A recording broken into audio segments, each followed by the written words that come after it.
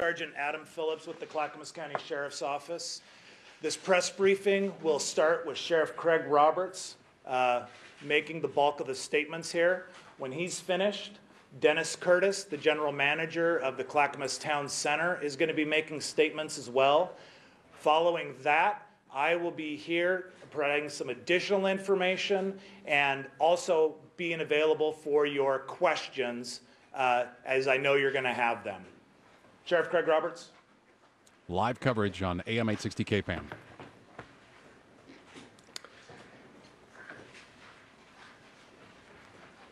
First of all, I want to extend our sincere condolences to the families and the victims of this horrific act of violence, and to one of the surviving victims who's currently receiving medical treatment at this very moment. At this time, we're prepared to release the identities of the two individuals killed in the attack, and they are Cindy Ann Ewell. She's 54 years of age from Northeast Portland, and Stephen Matthew Forsythe, age 45 of West Lynn. The third victim, who is now listed in serious condition at OHSU, is a juvenile female named Christina Shevchenko.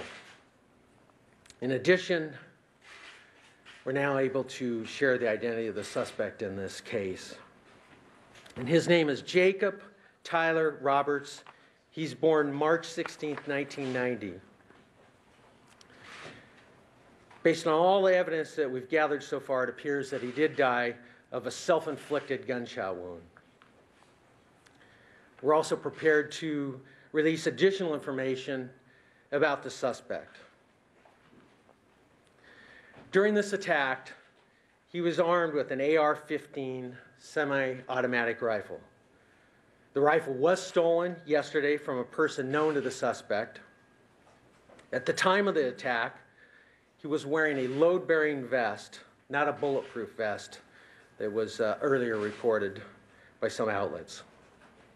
He was also wearing a hockey-style face mask, and we've not yet been able to establish how many shots were fired during the attack, although we believe he was carrying several fully loaded magazines. At this time, we do not understand the motive of this attack, except to say that there's no apparent relationship between the suspect and his victims. After we identified the suspect, we executed a search warrant at his home, which is located at 7324 Southeast 84th Avenue in Portland. We also conducted a search warrant of his vehicle, which was a 1996 Volkswagen Jetta found at the Clackamas Town Center parking lot. Now, to protect the integrity of the investigation, we're not going to release the results of this search warrant at this particular time.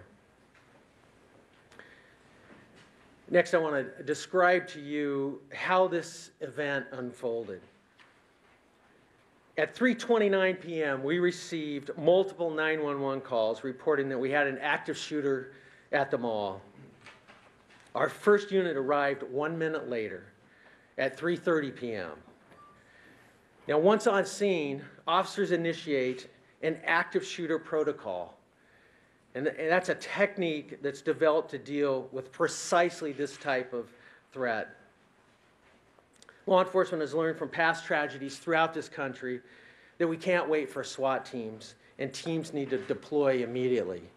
So we train and equipped each of our individual officers to form up in teams as they arrive and move immediately into engaging the threat wherever it might be.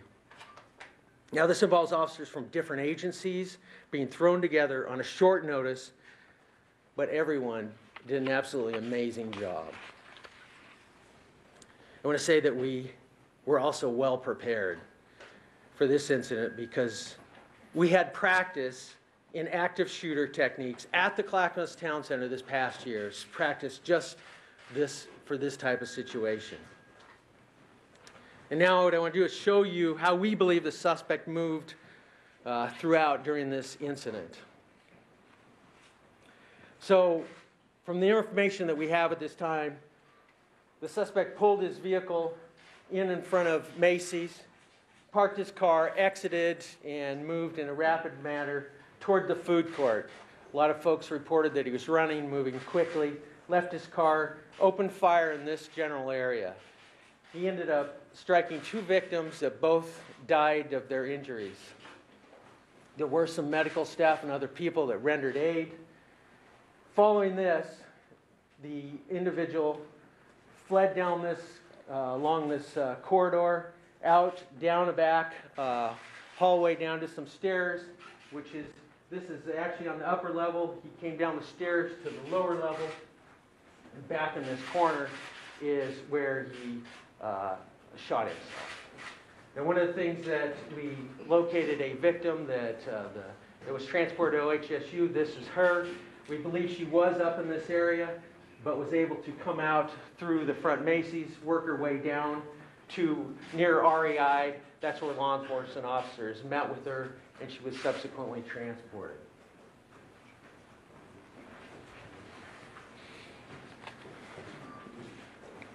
You're listening to live coverage Over on the AM past 860 18 hours, many KPAM. people This is have Clackamas asked County me, Sheriff Sergeant Craig Roberts. Why were there so few victims during this incident?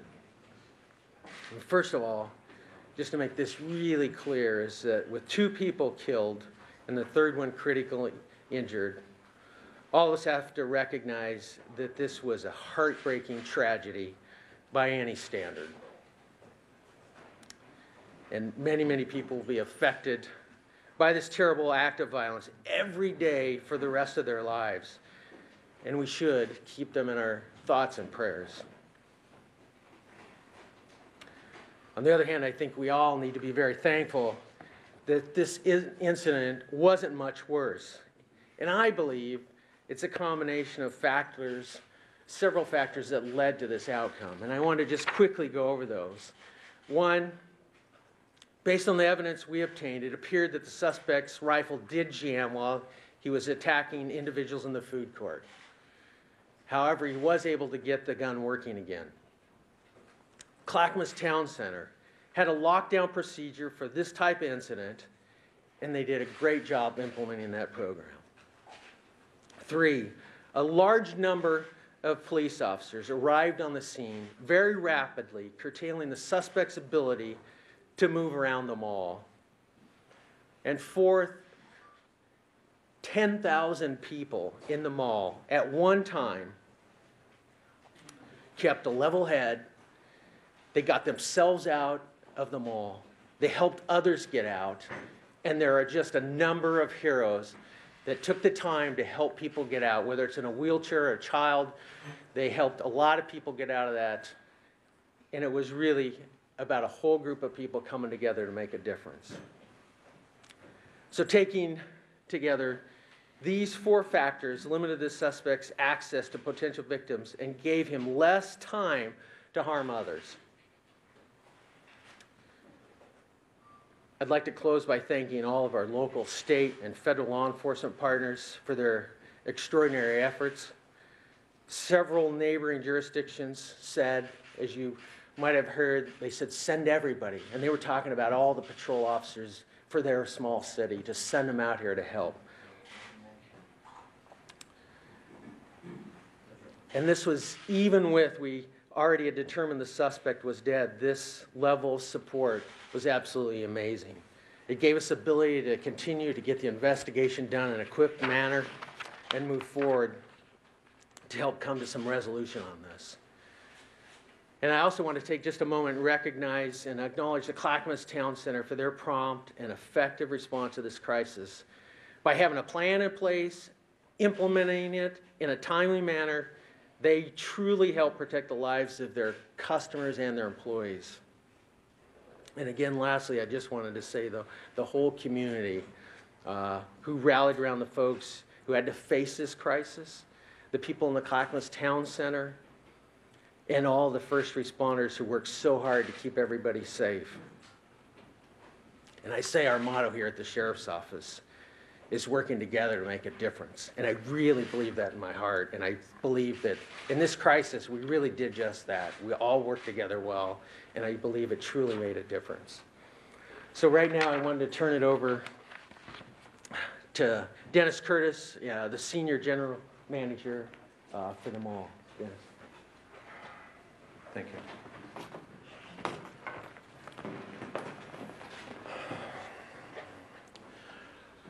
Today, our thoughts and prayers are with the victims and the families and the entire community.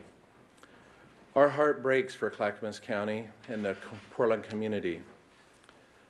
I've lived and worked in this community many years, and I'm deeply saddened by the events of yesterday. I hope you will keep the entire community in your hearts, in your prayers and thoughts in these coming days.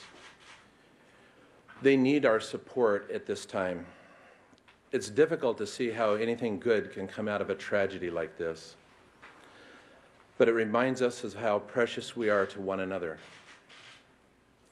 I'd like to thank the stellar law enforcement agencies and the first responders in the area.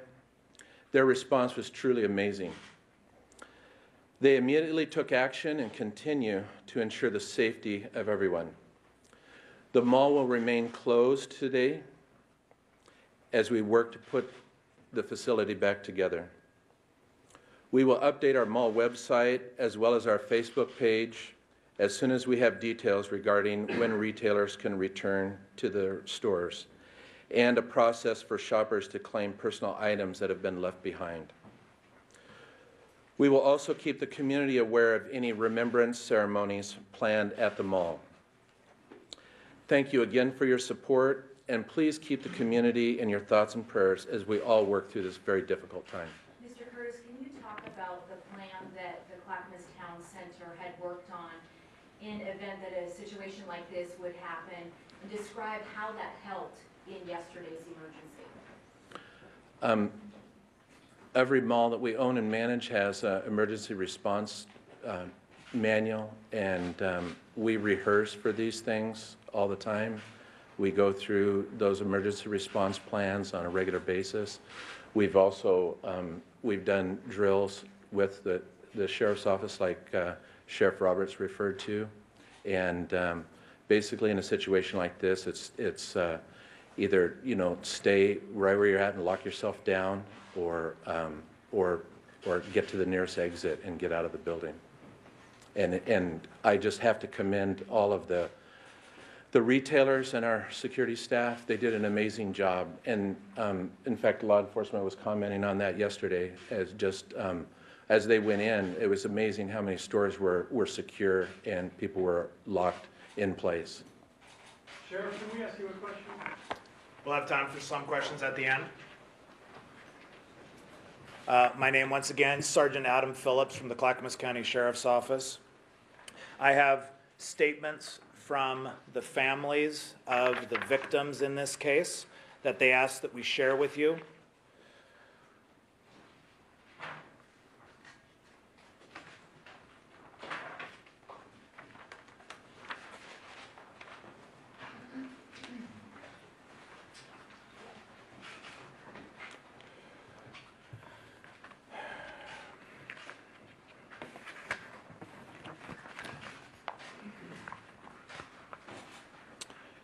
This first statement comes from the family of Cindy Ewell, age 54, from Portland. Cindy was everybody's friend. She was a wonderful person who was very caring and put others first. The family has advised us they went time and space to grieve their loss and will not be giving interviews at this time. The family will make a statement at an unspecified later date through the sheriff's office. This is a statement from the Forsyth family. Stephen Matthew Forsyth was a loving husband, father of 2 children, a son, a brother, an uncle, a longtime youth sports coach, and a friend to the many people who had the privilege to meet him. Steve was one of the most passionate people with a true entrepreneurial spirit that drove him to start his business, Customs. He had a great sense of humor and a zest for life. He had a vision and a belief in others that brought great joy and value to many lives. He will be sorely missed by all who knew him. The family asked when I met with them today that the media respect their desire for privacy as they grieve their loss. They will not be granting any media interviews. Can you spell the names for both of the victims, please? All the names are going to be in the flash alert that's already been sent out as well. But the spelling on their name is Cindy Ann Ewell, and that is Cindy. Ann is Ann. Ewell is Yuille. Stephen Matthew Forsyth is Steven. Matthew Mathew. Forsyth Forsyth, age 45 of West Lynn. Christina Shevchenko is Kristina. Shevchenko is Shevchenko. Jacob Tyler Roberts, Jacob. Tyler is Tyler. Roberts is Roberts.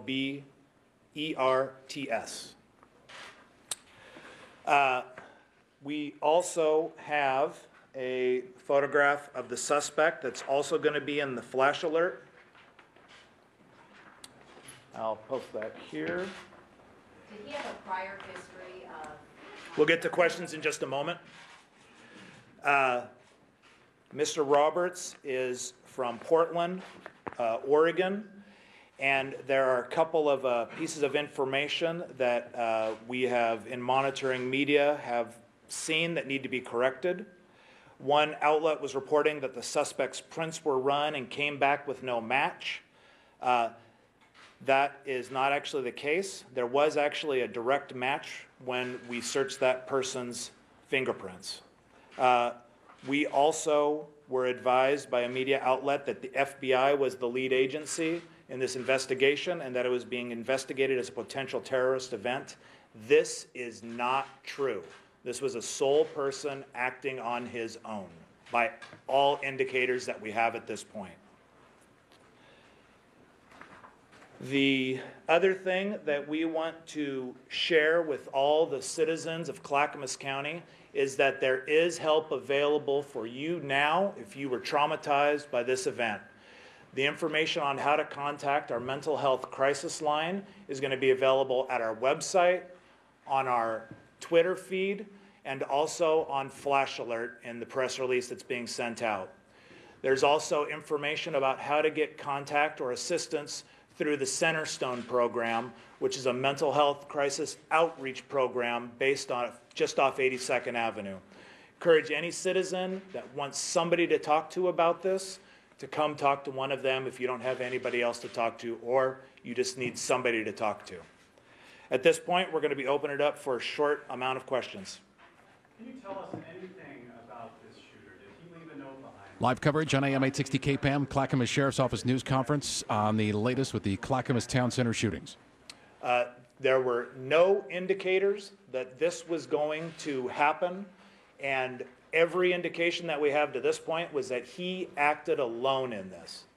Concerned citizens have contacted K2 News and sent us posts that were put on a website called 4chan and indicated someone might have threatened to carry out a shooting at the mall yesterday.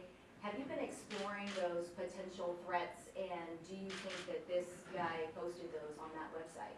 Our investigators are following every lead and tip that we get. I don't have specific information as to that one tip. There are several that have come in related to what the incident that you're talking about is. I don't know what the results are yet. From your early look into this young man, is there any indication he had other run-ins with the law? Was he troubled from what you can tell? I know it's early in the investigation, but initially, are you learning anything that may have led to this triggering this event?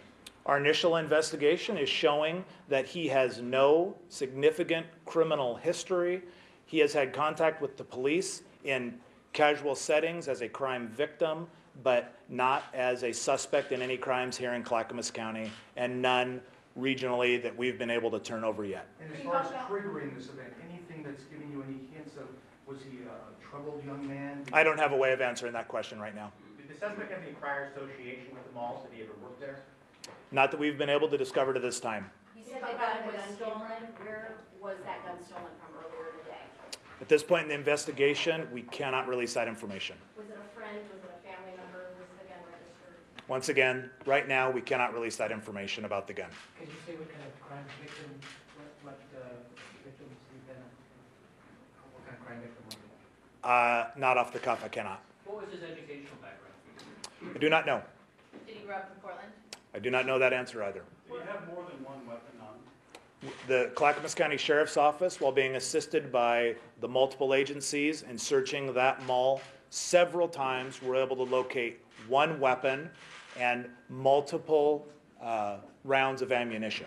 You said he had this stolen weapon and it was a military-style weapon. Did he have a military background, any ties to the military whatsoever? We did not call this a military-style weapon. We called this an AR-15 semi-automatic rifle. For the layperson, what type of weapon is that? Talk about the power. The AR-15 weapon is a semi-automatic rifle. Had it been modified at all? I do not know that. And are you aware of a military background on this individual? I don't have information about a military background. Were either of the victims working at the time of the shooting? One of the victims actually owned a business at the mall. Mr. Forsyth did. Is there anything that witnesses were able to tell you about his demeanor or anything he was saying? I do not have any information specifically about his actions other than what the sheriff has already told you guys once he was inside the mall. Did police ever see him before they found him dead? Were they ever in the mall where they actually saw him moving, or was their first visual look at him when he had already killed himself? I've not heard reports one way or the other about that. We know that a lot of people in Clackamas County carry concealed weapons, have concealed weapons permits. Is there any indication that anyone in the mall tried to step up to subdue this suspect as he was making his rounds, tearing into the food court and terrorizing people? The detectives are going to be briefing later today. That's maybe one of the things they're going to be discussing with the amount of people that were in the mall and the amount of statements that were gathered and some that still need to be gathered.